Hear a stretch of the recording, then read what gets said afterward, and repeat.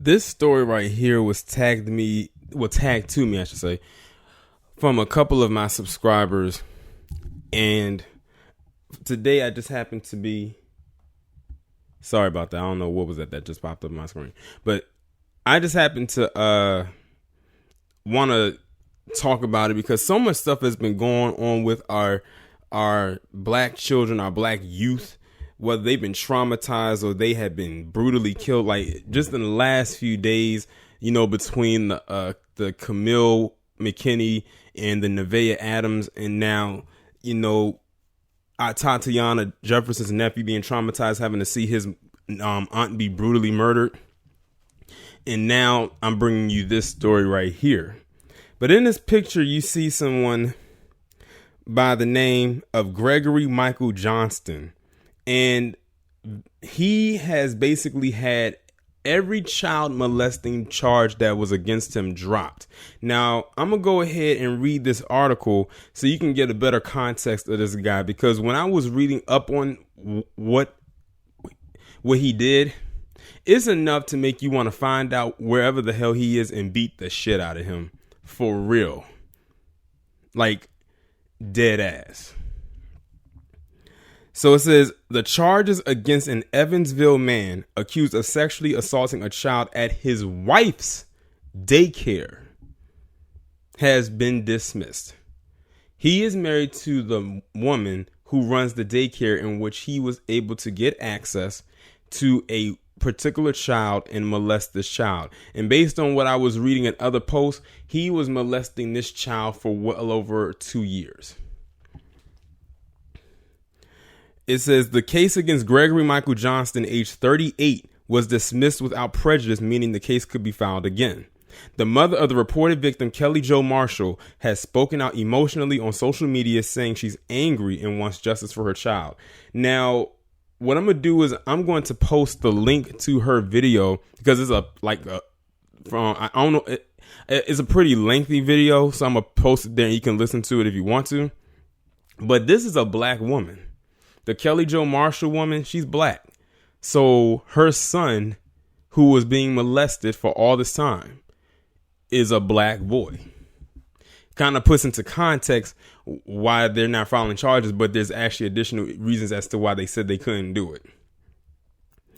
Johnston was charged in February with 6 counts of child molesting as a level 1 felony and 1 count of dissemination of matter harmful to minors, a level 6 felony. He posted $15,000 cash bond on the same day he was arrested.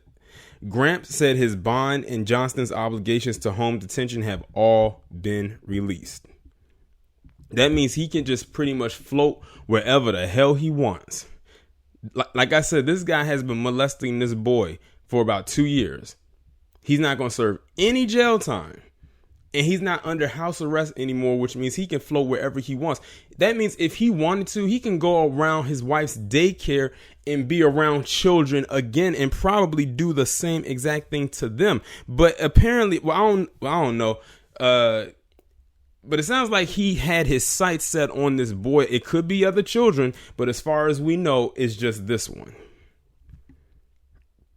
In a motion to dismiss, Deputy Prosecutor Emily Hall writes that the state has been informed that the victim is unavailable to testify and does not know when the victim will be available to testify. Now, the reason why I'm saying that is because from what I've heard, the boy has a disability. Now, I don't know what disability he actually has, but apparently it's one where he was not able to be available to testify on his own behalf. And they're taking advantage of that. And that's why they said that they had to dismiss the charges against him, because he would be the star. He would be the key witness. So this guy took advantage of a little boy who really could not do for himself. Like, he needed extra attention. He needed extra care. Which makes this even more sicker than what it is. In a statement to media, prosecutor spokeswoman Jess Powers said the decision to delay prosecution was made upon recommendation of the therapists and community partners involved in this case. The state of Indiana was forced to dismiss the case without prejudice in hopes of refiling charges in the future. The ultimate goal of our office is to hold any criminal wrongdoer to justice. However, the health and well-being of our victim is the utmost important and must take priority. The case gained national attention when Tammy Rivera, the wife of rapper Waka Flocka, posted about it on Instagram on Tuesday morning. Rivera encouraged her 6.7 million followers to call the city and prosecutor's office demanding the case to not be dismissed. "We need answers now," she wrote in a post that nearly 52,500 likes as of 6 p.m. Tuesday. "I wouldn't wish this on my worst enemy." Rivera also posted a video to both Instagram and Facebook by Kelly Jo Marshall, who said it was her son who was reportedly sexually abused by Johnston at the daycare his wife operated. The daycare's Little Piggy's childcare closed voluntarily the day after the arrest and remains shuttered. In the video posted Friday night, Marshall says she doesn't normally put my business out there, but after the phone call I got today, I just don't understand. Maybe it's not for me to understand, but what I do know, as a mother, I'm going through every parent's worst nightmare. She said she received a call from the prosecutor's office Friday saying they were putting in a motion to dismiss the charges against Johnston. "I wouldn't wish this on my worst enemy. The system is really messed up. This man molested my child, a man I called bruh. This man was a pallbearer at my mom's funeral." Oh, so she knew this guy. She knew this man. That makes this even more crazier. But they usually say a lot of molesters and rapists or everything like that usually know the victim. It's not always at random. "This whole time, this man was messing with my son. And for that prosecutor called me today to tell me they are putting in a motion for dismissal. That was a smack in the face because you know what I've done. I've done everything they've asked me to do." During much of the video, Marshall is shouting and crying emotionally. He gets to be out around other people's kids. She asks, "How the fuck is that even right? I'm supposed to sit here and trust the motherfucking system? Really? Nah, I'm not trusting nobody else." The child told an interview at Holly's house that the abuse happened at the daycare at Johnston's home on the east side. The child who accused Johnston of abuse also told investigators Johnston made threats and showed the child pornographic videos on his phone. The probable cause affidavit in the case was graphic. In an interview with the Courier and Press Tuesday, Gramps said Johnston has maintained his innocence from the beginning and his family has stood behind him 100%. Some of the allegations frankly didn't make sense, Gramps said, pointing to accusations made in the probable cause affidavit. They just weren't accurate. There was going to come a time when the rough had to meet the road, when we have to take up depositions and other evidence comes up. There were a lot of inaccuracies. He said they had difficulty with discovery in getting depositions taken in the case. In her video posted to social media, Marshall said she'd done everything that was asked of her the entire process. She expressed anger at Johnston, telling him he would reap what you sow because you have completely robbed my son from everything. My son is not the same little boy. He'll never be the same little boy ever because of you, and you were out here walking.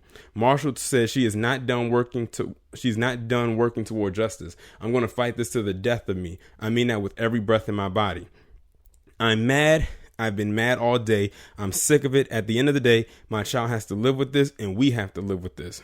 Gramps said he heard about the social media video. That case was never what it was played up to be, he said. It never was. The facts were never as they were alleged to have been in the probable cause affidavit. These type of allegations are horrendous, but if you don't do something, if you didn't commit the crime, that stain is left on your character for a long, long time. If the mother is out there playing that tune on social media, I can't prevent her from doing that. Gramps said he's pleased with the decision and no, it isn't one prosecutor's office came to lightly. I'm very happy for the resolution, he said. I'm happy for my client and his family. It's good we don't have to go through that trial, although I'm confident we would have won. He had his life and future and all his family and friends ahead of him. Do you hear how the prosecutor is talking right now? Of course he's going to say that because he knows he's about to get a huge payout from that. Even if he doesn't mean an ounce of what he says, but still, that's like throwing that shit like literally in the mother's face. It says a message to Marshall went unreturned. Of course she's not going to return it. No one wants to hear back from something like that. But the fact of the matter is this guy, it seems like also to me, like this thing was just completely sloppy from the jump. It's almost like they didn't even want to do anything with this guy. It's almost like they just were prepared to let him just ride off into the sunset, being the perverted bastard that he is. But look at what's going on. You have a white male and a black boy, yet again proving that in this establishment, they will never, that black children are heavily discarded and unprotected under this just ass system. That's what I'm gonna start calling it. But like the mother said, the boy is scarred for life. But I'm wondering too, and I just gotta ask this: is there a father in the home, or is there a father of a male father figure or something? Because we don't know if there is one around. Because I'm sure that he will find out wherever this guy is and deal with him accordingly. And I would like to know, they need to talk to the wife of this man as well, because apparently this daycare was being ran out of their home. No wonder he was able to have easy access to this boy. But she said something that I'm gonna repeat back to you. Now he's free to go around and be around other people's children. So I will not be surprised if this happens again. And if it does, it'll be the court system's fault for allowing this man to literally walk out of there. Hopefully they are able to refile these charges and see if they can go forward from there. But y'all let me know what y'all think about this down in the comments, and I will talk to you in the next one.